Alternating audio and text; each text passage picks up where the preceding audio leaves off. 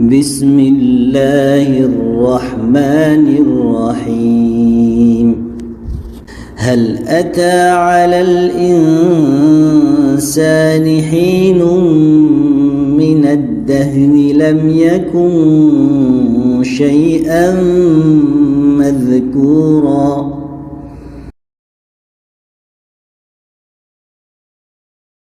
إن الحمد لله نحمده ونستعينه ونستغفره ونعوذ بالله من شرور أنفسنا ومن سيئات أعمالنا. من يهده الله فلا مضل له ومن يضلل فلا هادي له، وأشهد أن لا إله إلا الله وحده لا شريك له، وأشهد أن محمدا عبده ورسوله. أحمد الله سبحانه وتعالى أن جمعنا في هذا المكان، وأسأل الله سبحانه وتعالى لي ولكم التوفيق والسداد. جوالات HP. اتركونا من الجوالات هذه. Ya. اترك الجهاز، اغلقه. HP-nya kalau bisa dimasukkan ke dalam kantong. Jangan sibuk dengan HP. أقل من ساعة ممكن. Insya Allah kurang dari 1 jam kita akan belajar di sini. تستطيع أن تصبر أقل من ساعة على التليفون؟ Kira-kira kita bisa bersabar enggak kurang dari 1 jam dari HP kita? ممكن. Mungkin atau tidak? الذي يخرج هاتفه أنا أسحبه. Ya, pokoknya siapa yang ngeluarin HP nanti kita ambil HP-nya. اتفقنا؟ Sepakat? Setuju semuanya?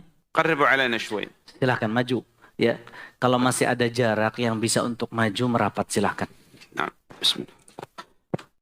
بسم الله الحمد لله والصلاة والسلام على رسول الله. نريد في هذه الليلة أن ندرس متن مختصر يسمى الأصول الستة. ندرس اليوم 6 أصول. نعم. Bismillah, alhamdulillah, wassalatu wassalamu ala rasulillahi wa ba'd. Alhamdulillah, guru kita Syekh Dr. Haitham Sarhan hafizahullah ta'ala membuka pertemuan pada kesempatan berbahagia kali ini dengan sebuah muqaddimah yang dikenal dengan khutbatul hajah, yang berisi pujian dan pujaan kepada Allah subhanahu wa ta'ala dan juga persaksian bahwa tiada Tuhan yang berhak disembah kecuali Allah, serta persaksian bahwa Nabi tercinta kita Nabi Muhammad sallallahu alaihi wasallam adalah hambanya dan juga utusannya. Jamaah sekalian dimuliakan Allah subhanahu wa ta'ala, beliau memohon kepada Allah semoga Allah subhanahu wa ta'ala memberikan kita semua taufiknya pada kesempatan yang berbahagia kali ini. Beliau mengatakan bahwa pada kesempatan kali ini insya Allah kita akan membahas sebuah kitab dan matan yang ringkas yang dikenal dengan Al-Usulus Sittah atau 6 prinsip penting. يا شيخ لا تكتب، اغلق الكتاب، اغلق الدفتر. Tutup bukunya.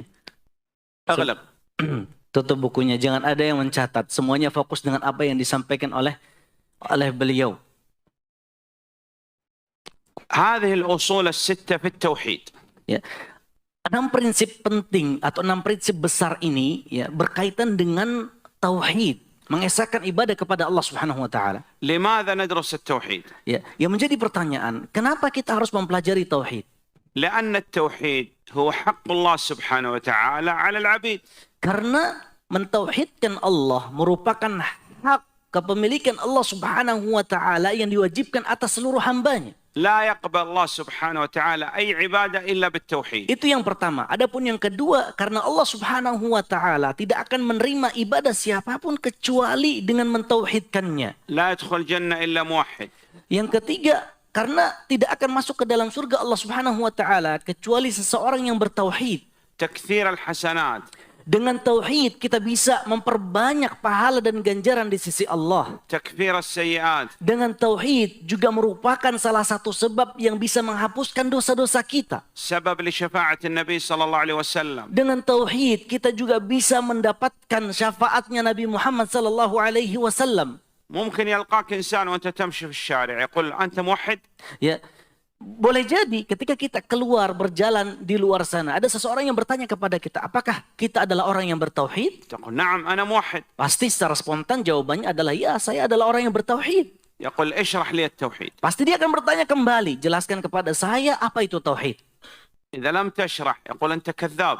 Kalau kita tidak bisa menjabarkan, menjelaskan hakikat tauhid, berarti persaksian kita adalah persaksian dusta.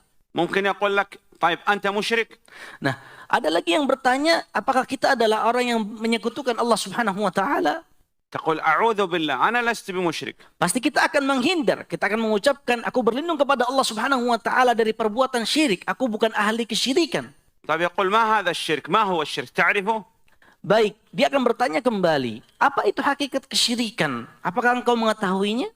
إذا قلت أنا لا أعرف ما هو الشرك يقول ممكن أنت واقع في الشرك الأكبر وأنت لا تدري. Apabila jawaban kita adalah kita tidak mengetahui apa itu hakikat syirik, maka tidak menutup kemungkinan bahwa kita akan terjatuh dalam kesyirikan yang besar sementara kita tidak menyadarinya.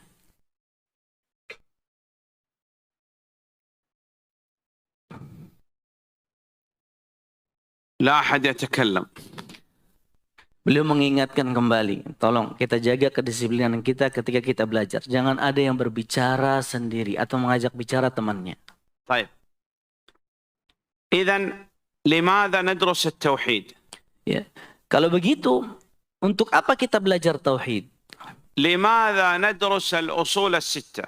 Nah, tadi adalah jawaban ya, kenapa kita harus mempelajari tauhid. Nah, sekarang beliau bertanya kembali, kenapa kita harus mempelajari 6 prinsip besar yang dinamakan dengan al-usul sittah. نصيحة العلماء.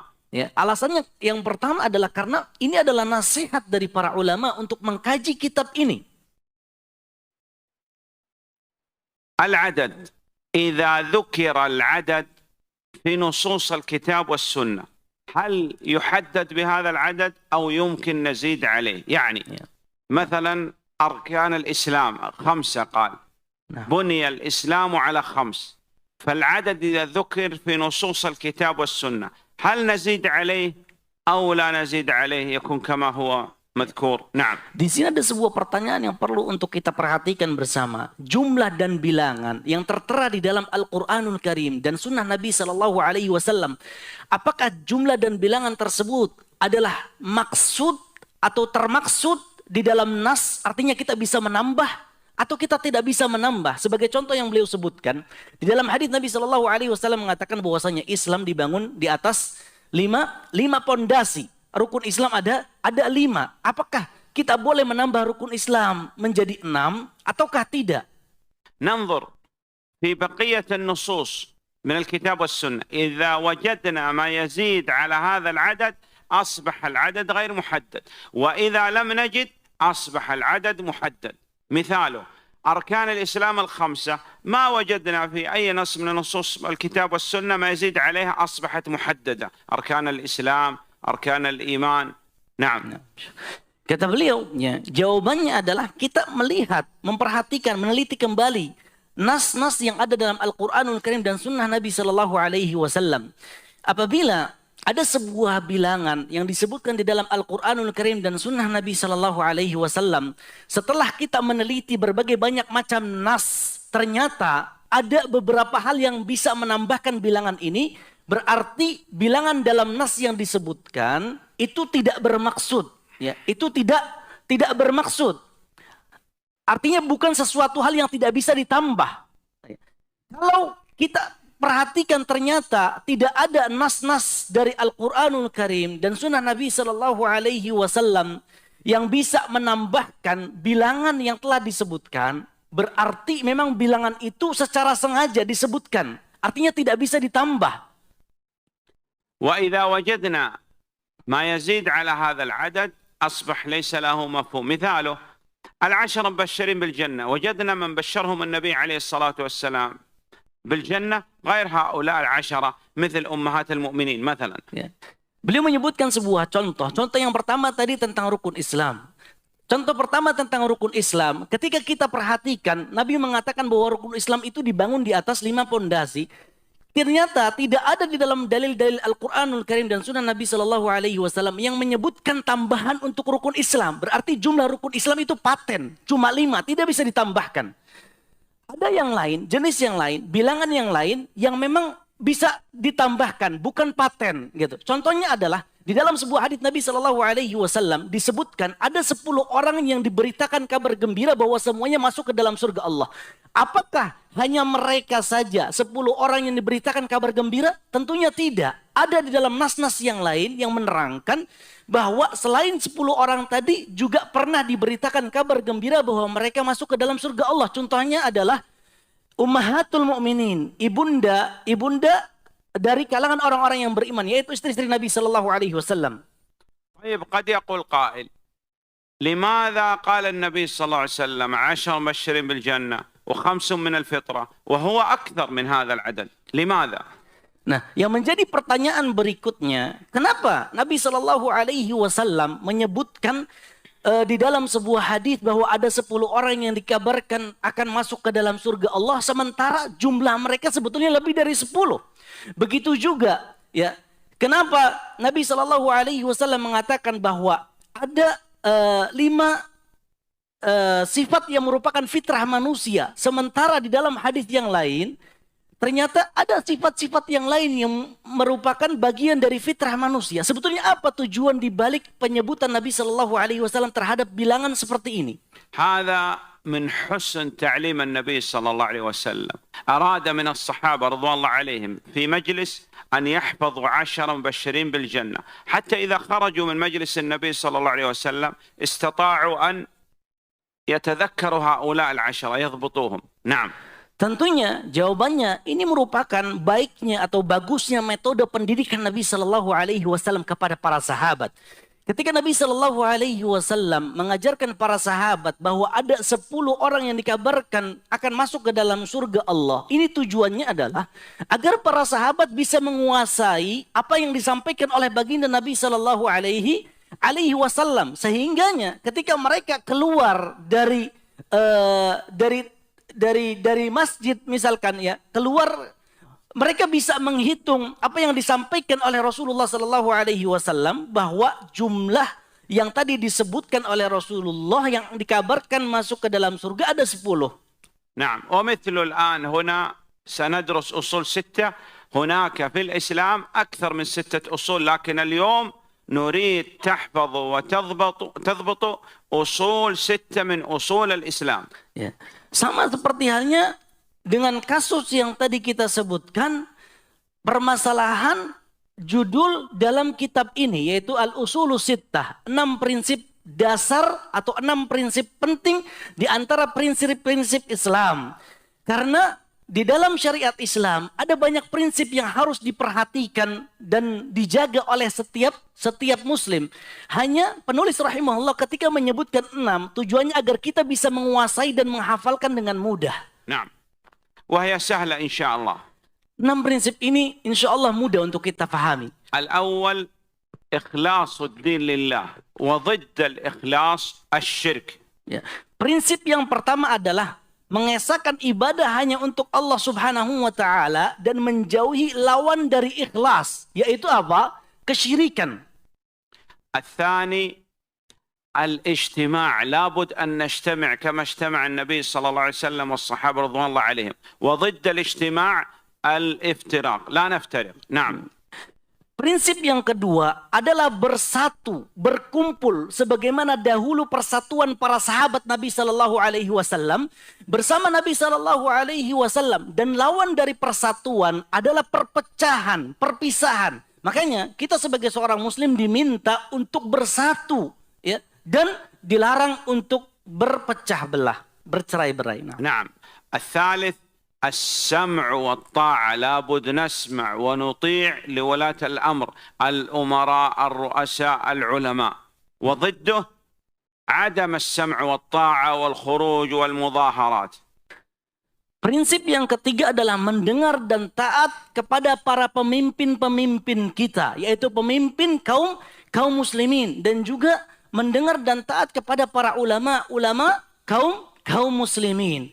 Adapun lawan dari prinsip ini adalah tidak mendengar dan tidak mau taat dengan pemimpin kaum muslimin. Caranya boleh jadi dengan keluar dari ketaatan pemimpin, atau dengan demonstrasi, atau dengan cara-cara lainnya yang memang dilarang dalam syariat. أولياء الرحمن وأولياء الشيطان ضدهم، معرفة أولياء الرحمن وضد هؤلاء أولياء الشيطان. نعم. Prinsip yang keempat, kita penting untuk mengetahui hak wali-wali Allah subhanahu wa ta'ala, dan bisa membedakan antara wali Allah subhanahu wa ta'ala dengan wali-wali setan yang merupakan lawan dari wali Allah. نعم. ومعرفة من هم العلماء ومن هم المتشبهين بالعلماء من ليسوا من العلماء. نعم. Dan juga di antara prinsip yang penting untuk kita ketahui adalah mengetahui sebetulnya siapakah mereka yang dinamakan para ulama. Dan mengetahui lawan dari para ulama, yaitu orang-orang yang mereka menyerupai para ulama tapi pada hakikatnya bukan ulama. Dengan kata lain adalah ulama KW. باب الاجتهاد مفتوح إلى يوم القيامة. لابد أننا نتفقه في دين الله، نتعلم، نقرأ الكتاب والسنة وأقوال الصحابة والسلف. وضده أن باب الاجتهاد أغلق. نعم. ولا يمكن نفهم الكتاب والسنة. نعم.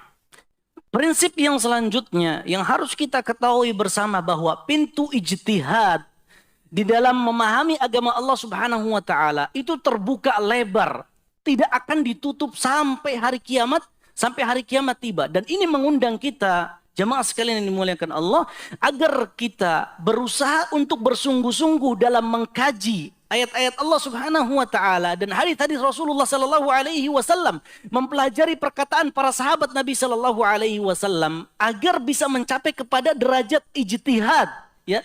Dan lawan dari prinsip ini adalah orang-orang yang mengatakan bahwa pintu ijtihad telah tertutup, sehingganya mereka tidak mungkin untuk mempelajari Al-Quran dan Sunnah Nabi sallallahu alaihi wasallam dan terjatuh dalam jurang taklid. نعم. هذه الأصول الستة. Ini adalah 6 prinsip dasar yang sangat penting di dalam syariat Islam.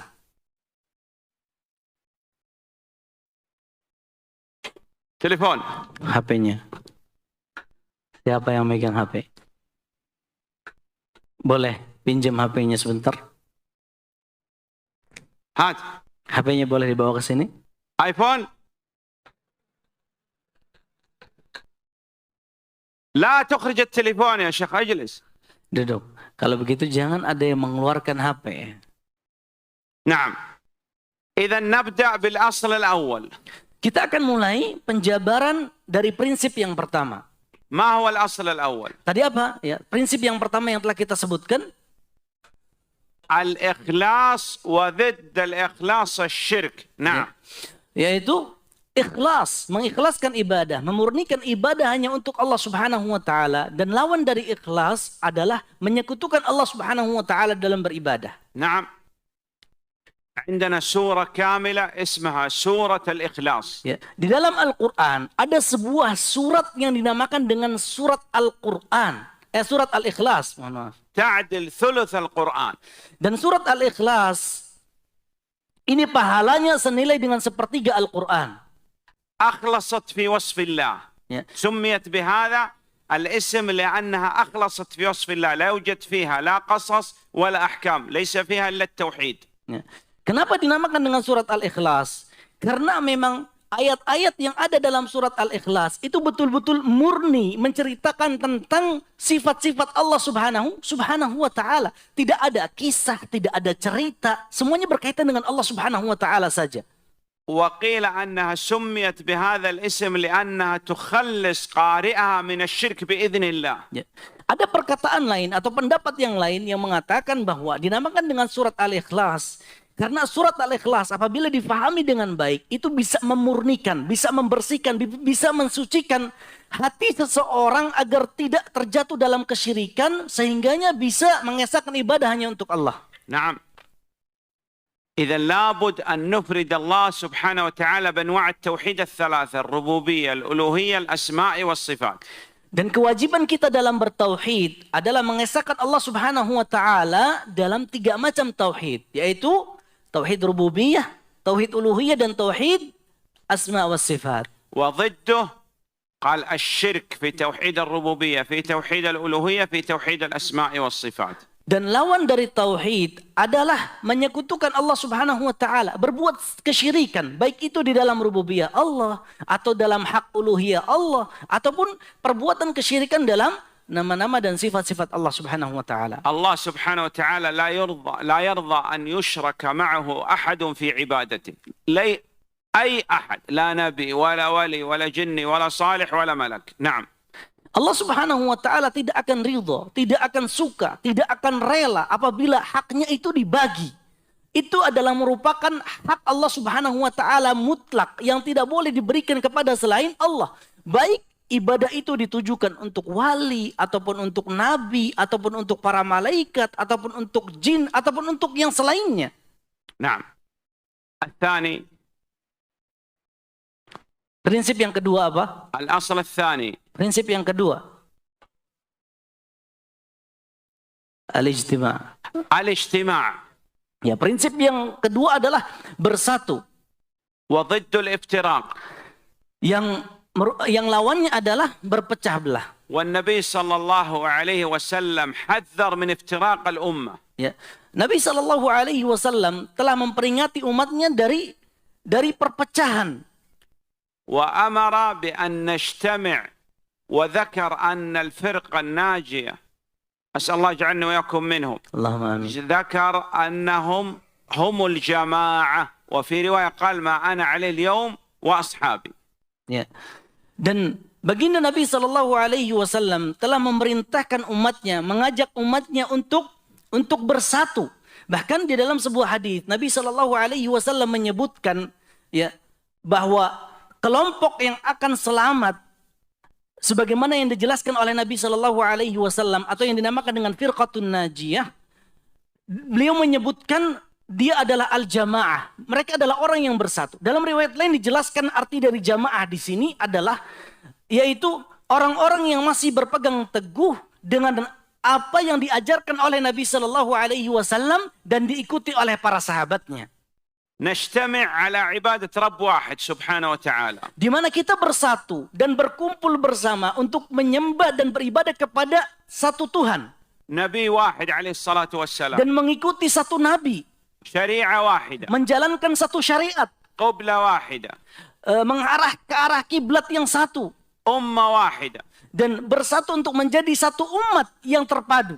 يجتمع أهل الحي 5 مرات في الصلوات المفروضة ال5 في كل يوم. Di mana setiap penduduk daerah, ya, setiap penduduk sebuah tempat, mereka berkumpul untuk melaksanakan salat 5 waktu 5 kali di dalam masjid. ويجتمع كل 7 أيام في الجمعة. Tidak hanya itu, kaum muslimin juga berkumpul dan bersatu pada setiap pekannya 1 kali, yaitu di salat Jumat. والأمم الأقاليم كلها تجتمع في عرفة. Ya, bahkan seluruh umat Nabi Muhammad sallallahu alaihi wasallam dari segala penjuru dunia berkumpul di hari Arafah. فالاجتماع على ما كان عليه النبي صلى الله عليه وسلم والصحابة رضوان الله عليهم هذا يحبه الله سبحانه وتعالى. Maka dari sini kita mengetahui arti dari perkumpulan dan bersatuan sebagaimana dahulu para sahabat Nabi Shallallahu Alaihi Wasallam dengan Nabi Muhammad bersatu dan berkumpul, itu adalah sesuatu hal yang dicintai oleh Allah Subhanahu wa Taala. إذا لابد نجتمع على الكتاب والسنة وما كان عليه الصحابة والسلف الصالح ولا نفترق. Ya. Dan yang menjadi pelajaran penting bagi kita bahwa kita harus bersatu di atas Al-Qur'anul Karim, di atas sunnah Nabi Shallallahu Alaihi Wasallam berdasarkan pemahaman para salafus saleh dan tidak berpecah belah. الثالث. Kemudian prinsip yang ketiga, السمع والطاعة. mendengar dan taat. نحن علينا أن نسمع ونطيع العلماء والأمراء في غير معصية الله. Ya. Yang merupakan kewajiban kita adalah wajib mendengar dan taat kepada para ulama dan juga para pemimpin selama tidak membawa kita kepada kemaksiatan kepada Allah. نعم. ماذا نريد من الحكام؟ Sebetulnya apa yang kita inginkan dari pemimpin kita? الجنة. Apakah kita menginginkan dari mereka agar memasukkan kita ke dalam surga? الجنة تطلب من من؟ Sebetulnya surga diminta dari siapa? من الله. طيب والرزق يطلب من من؟ Kalau seandainya surga diminta dari Allah Subhanahu wa taala, kalau begitu rizki diminta dari siapa? Diminta kepada siapa? الأغنياء. Apakah diminta dari pemimpin ataukah kita meminta rizki dari orang-orang kaya? إذن لا نريد شيء من الحكام، نريد لهم ندعو لهم أن الله سبحانه وتعالى يوفقهم إلى ما يحب ويرضى، يغنينا عنهم ويغنيهم عنا يا رب.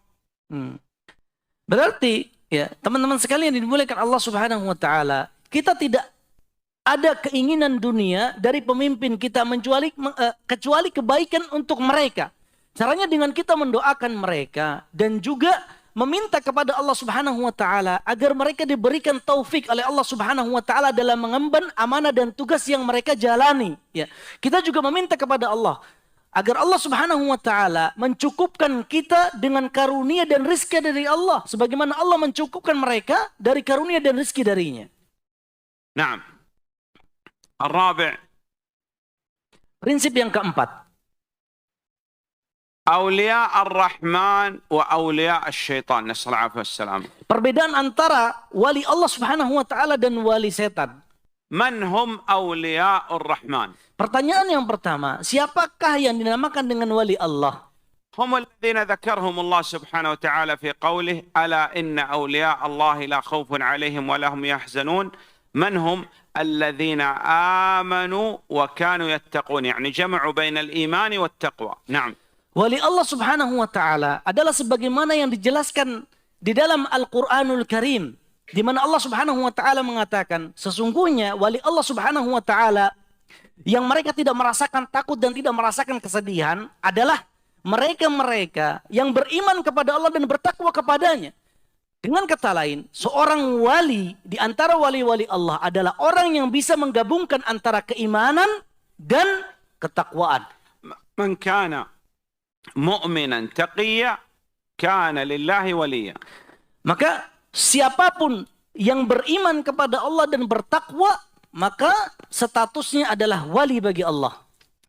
لا إيمان ولا تقوى هذا ولي والله لا نشك في ولايته.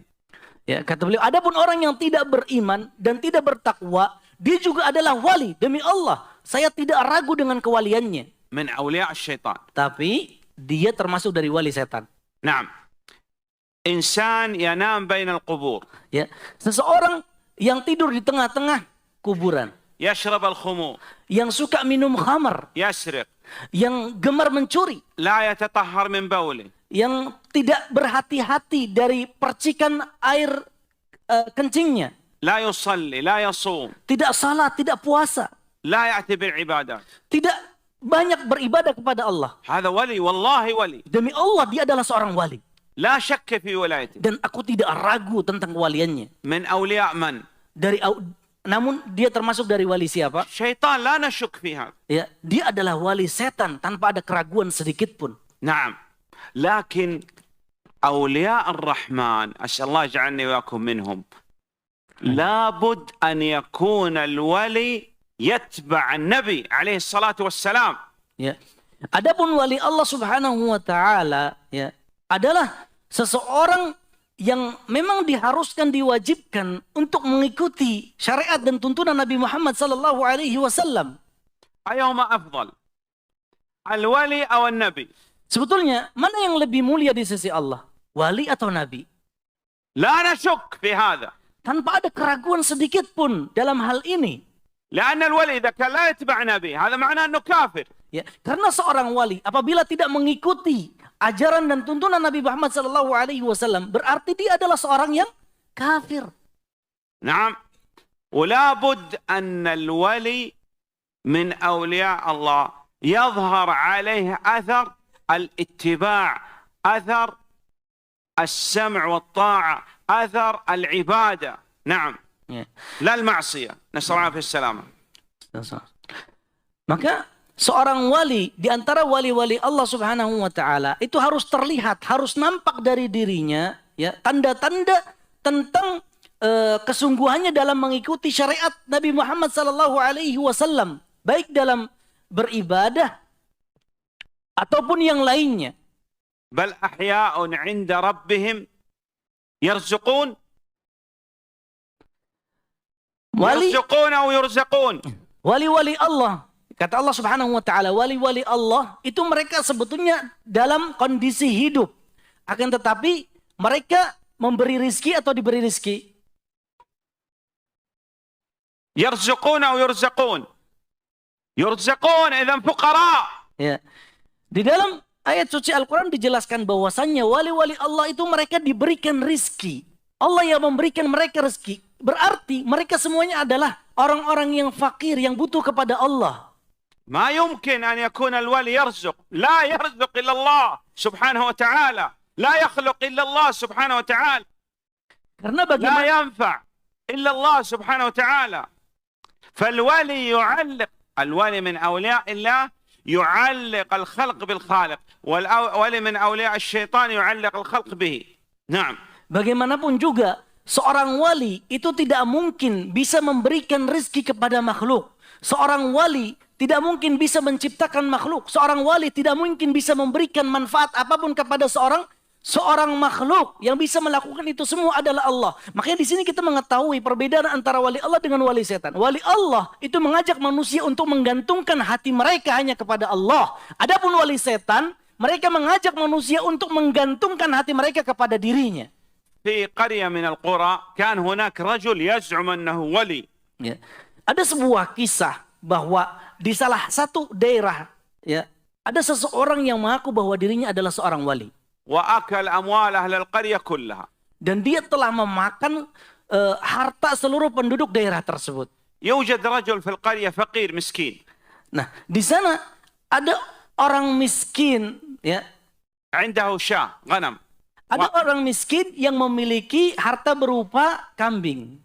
وفكر أنه ممكن يموت، وقال أنا أبيع هذه الشاة وأحصل على نقود قليلة وأشتري طعام حتى لا أموت. Orang miskin ini tidak memiliki harta kecuali satu ekor kambing. Di mana dia berpikir, boleh jadi aku akan sampai kepada satu titik di mana aku harus menjual kambing ini untuk apa? Untuk biaya hidup, ya, agar aku tidak meninggal dunia. لكن خاف أنه يرى هذا الولي ويأخذ الشاة. Hanya saja dia khawatir apabila wali di daerahnya melihat hartanya yang berupa seekor kambing. حمل الشاة وتخفى يمشي إلى السوق حتى لا يرى الولي. Ya. Kemudian apa yang dilakukan oleh orang miskin tadi? Dia membawa kambingnya secara diam-diam agar tidak terciduk, diketahui oleh wali untuk menuju pasar. وهو في الطريق أمسك الولي. Ternyata, ya, secara tiba-tiba di jalan walinya, ya, wali di daerah tersebut mengetahui dia dan memegang tangannya. قال إلى أين؟ Mau kemana katanya? قال إلى السوق أبيع الشاة أريد Ya. آكل أموت. Ya. Kata sang pemilik kambing tadi, saya ingin ke pasar, saya ingin menjual kambing ini. Saya takut nanti saya mati, saya butuh uang. قال لا اعطيني الشاة. Ya. Kata wali tadi, tidak boleh dijual ke pasar. Kasih saya kambingnya. قال لا ما بقي شيء لا يمكن. Ya. Tadi sang pemilik kambing mengatakan, tidak bisa saya kasihkan kambing karena adalah harta satu-satunya yang saya miliki. قال ترى في حجارة كبيرة هناك كذا. قال ترى الحجارة اللي هناك هذه كانت قطيع لرجل في القرية وقلت له أعطيني هذا القطيع وأبى، فقلبت هذا القطيع إلى حجارة. تعطيني هذه الشاة أو أقلبها حجر مثل هذه الحجارة. نعم. Kemudian, ya, wali tadi mulai mengancam. Coba lihat bebatuan yang ada di sampingmu. Ini dulunya adalah kambing-kambing milik seseorang yang ada di daerah ini. Ketika dia enggan memberikan kambing-kambing tersebut kepada saya, ya, saya rubah semua kambing-kambing tersebut menjadi batu. Kalau seandainya kamu tidak mau memberikan kambingmu untukku, aku akan merubah kambingmu menjadi batu sama seperti pemilik kambing yang sebelumnya. قال اسمع يا ولي عندي اقتراح. Ya. Kemudian sang pemilik kambing ini yang orang miskin tadi memiliki solusi yang sangat jitu. Coba dengarkan dulu Pak Wali sebentar. ما رأيك ترجع هذه الحجارة أغنام قطيع وأخذ النصف وأنت تأخذ النصف والحمد لله. Nah. Kemudian kata dia, bagaimana menurut Anda Pak Wali apabila bebatuan tadi dirubah, disulap kembali menjadi kambing sehingga banyak kambing yang akan kita lihat. Nah, setelah itu kita bagi dua, setengah buat saya, setengah buat Anda. لا أنت مجادل. Ya. Kemudian kata wali tadi, tidak bisa. Kau ini adalah orang yang susah untuk diajak bicara. قالوا أنت كذاب. Ya. Kemudian orang yang miskin, kamu juga sama, kamu berdusta atau pendusta. ولي من أولياء الشيطان. Kamu adalah wali di antara wali-wali setan. لا يضحك عليكم هؤلاء المجانين. Ya. Jangan sampai kita ditertawakan oleh orang-orang seperti mereka. هل صنع هذا النبي صلى الله عليه وسلم؟ Apakah dahulu Nabi Shallallahu Alaihi Wasallam pernah melakukan demikian? أبو بكر، عمر، عثمان، علي. Apakah Abu Bakar, Uthman dan Ali radhiyallahu anhum juga pernah melakukan hal demikian? الصحابة التابعين. Para sahabat Nabi Shallallahu Alaihi Wasallam dan para tabi'in yang mulia, apakah pernah melakukan hal yang sama? أئمة الإسلام أبو حنيفة، الشافعي، مالك، أحمد رحم الله الجميع. Para ulama Islam yang diantaranya adalah ulama 4 madhab, Abu Hanifah, Imam Malik, Imam Ahmad, dan Imam Syafi'i. Apakah semuanya pernah melakukan hal demikian? لا. Tidak ada yang melakukan seperti tindakan wali yang tadi. الخامس. Prinsip yang kelima. ما هو؟ Apa itu? العلماء ومن تشبه بهم. يعني ما هو عالم. Yaitu pentingnya kita membedakan antara ulama dengan orang-orang yang pura-pura ulama. Orang-orang yang menyerupai ulama namun bukan ulama. جوجل عالم. Apakah Google adalah ulama? عالم. Ulama atau tidak Google? يقول أنا سمعت واحد يقول شيخ جوجل. Ya. Katanya, saya pernah mendengar seseorang mengklaim atau mengatakan adalah Syekh Google. والله تضحكوا. اليوم هناك من يستفتي جوجل في العقيدة. اليوم أكثر الناس يستفتي جوجل اليوم. Di zaman sekarang, ya, banyak sekali di antara kita yang meminta fatwa kepada Google. Padahal dalam permasalahan akidah dan keyakinan. Banyak.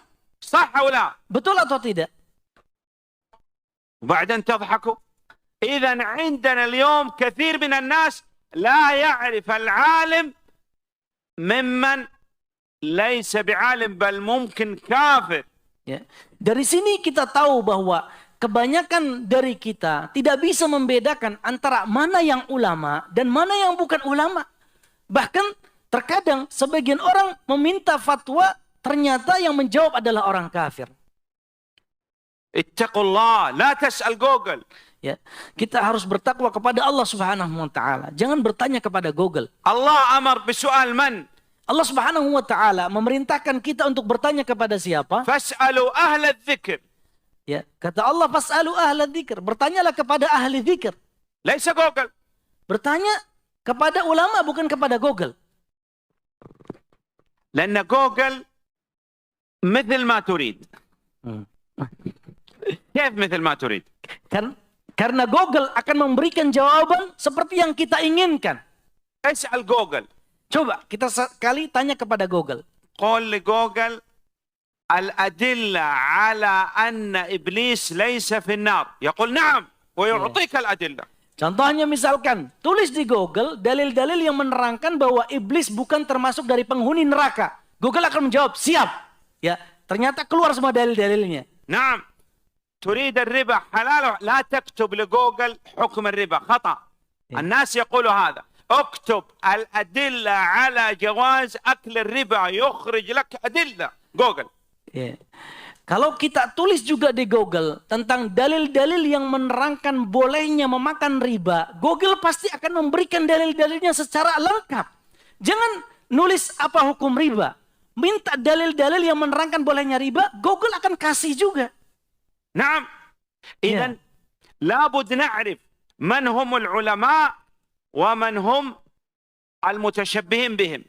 Maka teman-teman sekalian yang dimuliakan Allah Subhanahu wa taala, pentingnya kita mengetahui dan membedakan antara mana yang ulama dan mana yang bukan ulama. إذا مرضت. Apabila salah satu di antara kita sakit, ماذا تصنع؟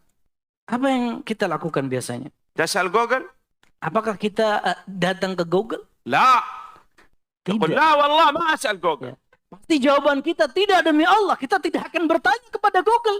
في الدين تسأل جوجل وفي البدن لا تسأل جوجل. Giliran permasalahan agama kita tanya ke Google. Giliran sakit nanyanya nggak mau ke Google. حتى إذا ذهب إلى أحسن طبيب وكتب له الدواء هو يشتري الدواء ويفتح ويقرأ يتأكد 100% في الدواء، لكن في الدين قال أي واحد يفتيني وخلاص الحمد لله، جوجل ولا غيره. Terkadang ya, ketika kita datang ke dokter sekalipun dan Pak Dokter memberikan kita obat, tidak jarang di antara kita yang mengecek terlebih dahulu tentang keampuhan obat tersebut sampai betul-betul kita yakin 100% bahwasanya obat ini adalah untuk penyakit yang saya alami. Ini berkaitan dengan apa? Berkaitan dengan rasa sakit yang dialami oleh badan kita. Berbeda dengan permasalahan agama. Terkadang kita tidak peduli kepada siapapun kita bertanya, kita ambil. Sampai Google sekalipun kita ambil saja. عندنا علماء نعرفهم أئمة، نعرف تقواهم، صلاحهم، علماءهم، طلابهم، الكتب، المؤلفات. لماذا لا نرجع إلى هؤلاء ونرجع إلى أناس لا نعرف أصلا هل هم مسلمين أو لا؟ Ya, kita ini ya harus mengetahui bahwa para ulama itu memiliki ciri-ciri dan tanda-tanda. Kita mengetahui ulama itu dari sisi ketakwaannya, dari sisi baiknya budi dan pekertinya, ya. Kita mengetahui seorang ulama dari karya-karya tulisnya, mengetahui seorang ulama dari guru-gurunya, mengetahui seorang ulama dilihat dari murid-muridnya. Kepada mereka harusnya kita bertanya tentang permasalahan agama kita, bukan kepada siapapun yang tidak jelas. Bahkan terkadang kita tidak mengetahui, ternyata pertanyaan kita tujukan kepada orang kafir. نعم. إذن الخامس.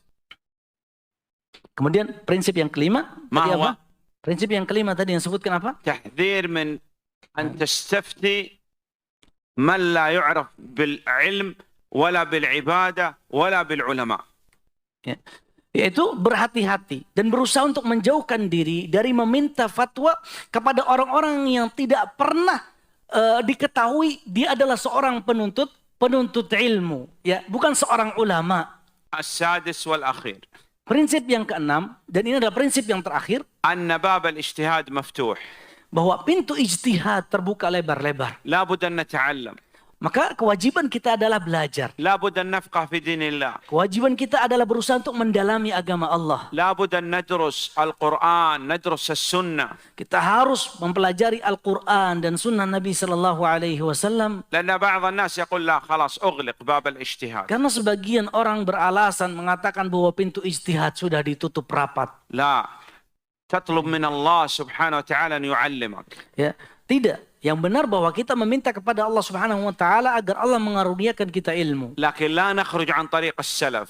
Tapi yang perlu diperhatikan bahwa kita tidak boleh keluar dari jalannya para ulama salaf. أسأل الله سبحانه وتعالى أن يرينا الحق حقا وارزقنا اتباعه والباطل باطلا وارزقنا اجتنابه والله أعلم وصلى الله على نبينا محمد وعلى وصحبه وسلم وجزاكم الله خيرا.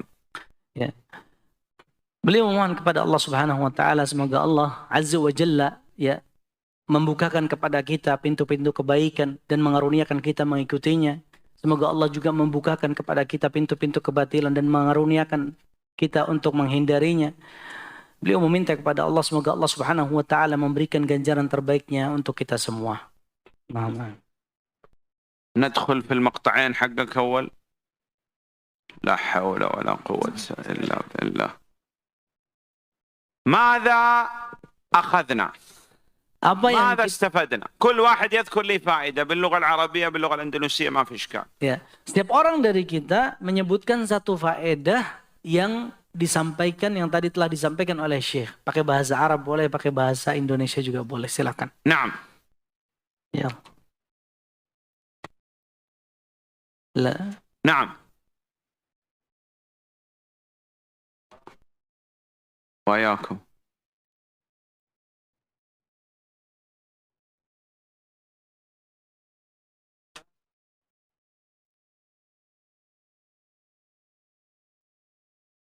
تمام.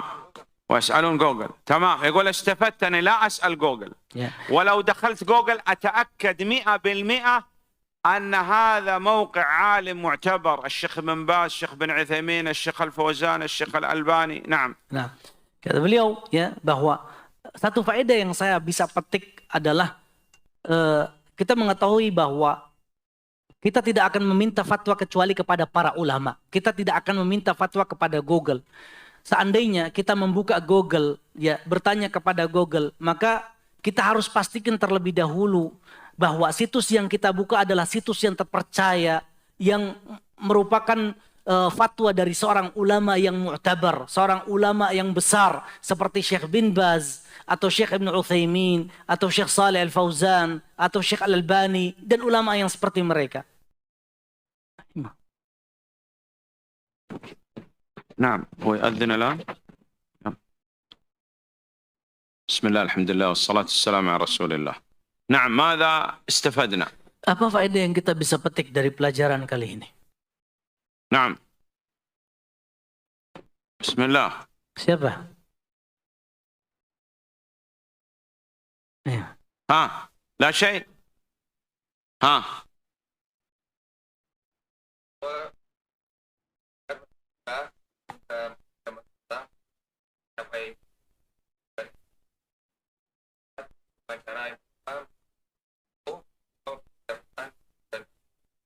الصلاة والسلام. Sudah boleh ijtihad.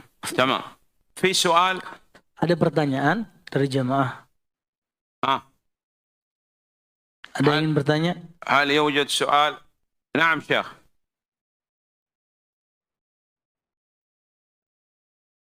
Assalamualaikum.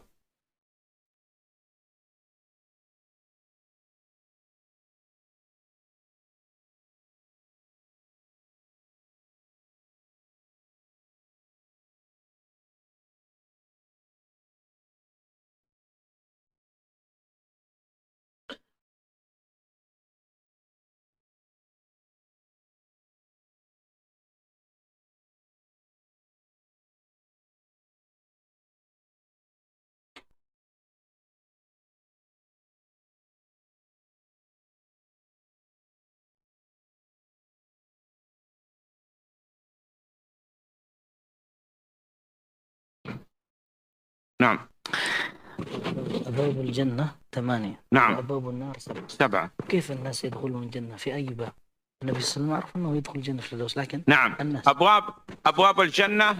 نعم أسأل الله سبحانه وتعالى من فضله.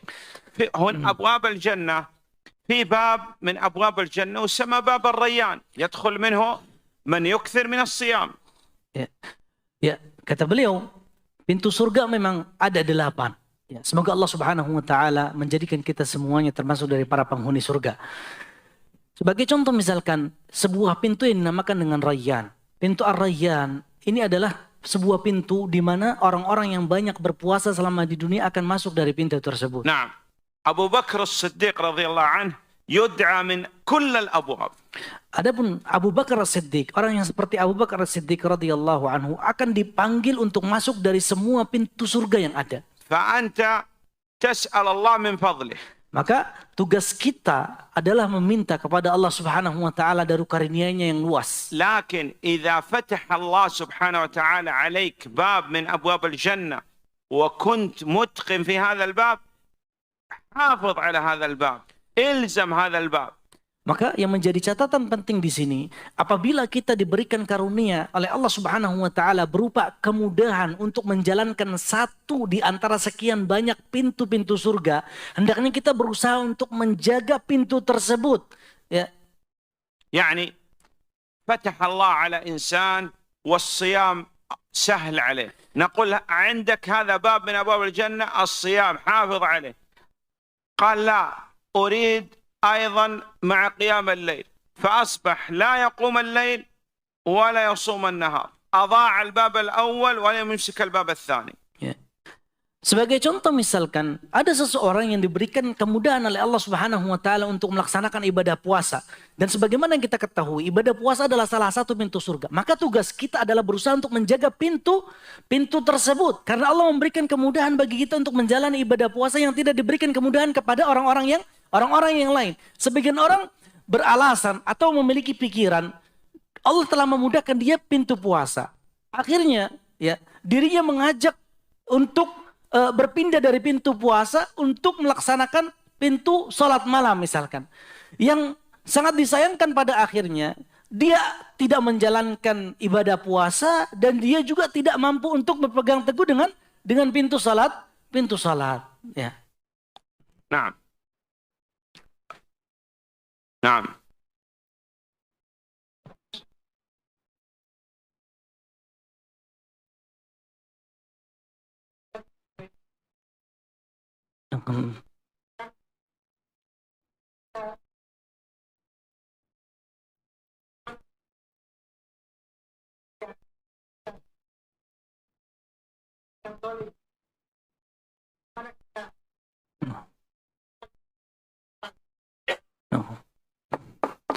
Tolong ya dengarkan sebentar.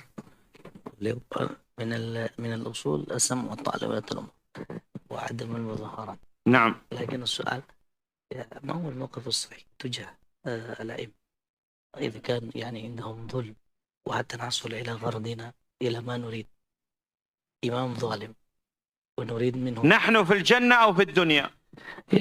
Di sini ada sebuah pertanyaan dari beliau. Kita ini sebetulnya sedang berada di surga atau di dunia? أنت أين؟ Kita berada di mana? في الجنة. Di surga? Sekarang. كثير من الناس يريد هذه جنة. Sekarang kita ini sedang berada di dunia. Sebagian orang menginginkan kita sekarang sedang berada di surga. النبي صلى الله عليه وسلم. Nabi sallallahu alaihi wasallam ولد يتيما. beliau dilahirkan مات dalam أبوه kondisi قبل أن يولد. Nabi sallallahu alaihi wasallam beliau dilahirkan dalam kondisi yatim, di mana ketika beliau dilahirkan ayahnya sudah meninggal dunia. ماتت الأم بعد الولادة. Ya. Setelah beliau dilahirkan, مات الجد. setelah beliau dilahirkan, ibundanya meninggal dunia. Kemudian disusul oleh kakeknya yang meninggal dunia. مات العم. Ya, pamannya meninggal dunia. ماتت الزوجة خديجة. Ya, istrinya yang menyayanginya meninggal dunia. كل أولاد النبي صلى الله عليه وسلم ماتوا في حياته. Semua anak-anak Nabi sallallahu alaihi wasallam meninggal di masa hidupnya Nabi sallallahu alaihi wasallam. سحروه. Nabi sallallahu alaihi wasallam disihir. وضعوا له السم في طعامه. Nabi sallallahu alaihi wasallam orang-orang berusaha untuk meracuninya. نبي الأمة يختبئ في غار. Ya, bagaimana? Coba bayangkan seorang nabi yang diutus kepada umat ini dia bersembunyi di gua. إذن حتى تتعلم الأمة أن هذه الدنيا ليست جنة. Kenapa Nabi Shallallahu Alaihi Wasallam diuji dengan bertubi-tubi ujian? Tujuannya adalah, atau di antara tujuannya, agar umatnya mengerti bahwa kita sekarang ini sedang berada di dunia, bukan di surga. في يوم قيامة. Hari kiamat. يوجد يوم قيامة. Apakah ada hari kiamat? يقضي الله بين الخلائق. Apakah Allah Subhanahu Wa Taala akan memutuskan pertikaian di antara makhluknya nanti? إذن لماذا القلق؟ Ya, kalau begitu apa yang membuat kita sedih? لا ترضى أن تظلم. Ya, kita tidak rela apabila kita dizalimi. لا ترضى أن أحد يأخذ مالك. Ya, kita tidak rela apabila ada seseorang yang mengambil harta kita tanpa seizin kita. لكن تتخذ الوسائل الشرعية لا الوسائل غير الشرعية. Ya, tapi di sini yang menjadi sikap kita yang benar adalah berusaha untuk menempuh jalan-jalan yang dibenarkan, bukan jalan-jalan yang keliru. مسلم يسب. Apakah seorang muslim boleh mencela? يسب. Apakah seorang muslim boleh mencela? لا. وهذا اللي تراه اليوم في الإعلام سب وشتم. Nah, sekarang yang kita perhatikan di media sosial isinya adalah apa? Adalah celaan dan hinaan. إذن لابد أن نسعى للإصلاح لا الإفساد. Ya. Maka sebagai seorang muslim harusnya berusaha untuk menempuh jalan perbaikan, bukan jalan kerusakan. ثم ادعو الله أن الله يغنيك. Lebih dari itu, harusnya kita meminta kepada Allah Subhanahu wa taala agar Allah mencukupkan kita dari karunia-Nya. وما هو الأفضل؟ تدعو لهم بالصلاح. Mana yang lebih utama? Kita mendoakan mereka agar mereka mendapatkan kebaikan. لأن تسب لا تستفيد شيء بل سيئات تأتيك. Ya. Ataukah kita mencela dan menghina mereka? Kita tidak akan mendapatkan keuntungan apa-apa. Yang ada catatan dosa penuh memenuhi catatan amal kita. بعض الناس Sebagian orang تسأله ketika kita bertanya kepadanya, كيف الحال؟ apa kabar? قال الحمد لله. Dia menjawab, Alhamdulillah. كيف أندونيسيا؟ Bagaimana kondisi يقول Indonesia? نحن في نعمة. Ya, dia menjawab bahwa kita berada di atas kenikmatan. إسعار ارتفعت. Ya, apakah harga-harga naik? قال الحمد لله نخفضها بالتقوى. Ya. Dia menjawab, Alhamdulillah. Kita akan turunkan harga-harga yang naik itu dengan bertakwa kepada Allah. هذه ذنوبنا. Ini adalah akibat dari dosa-dosa kita. الحمد لله. Ya. Segala puji bagi Allah. وآخر تسأله كيف الحال؟ Ada lagi yang lain yang kita tanya, bagaimana keadaanmu? يقول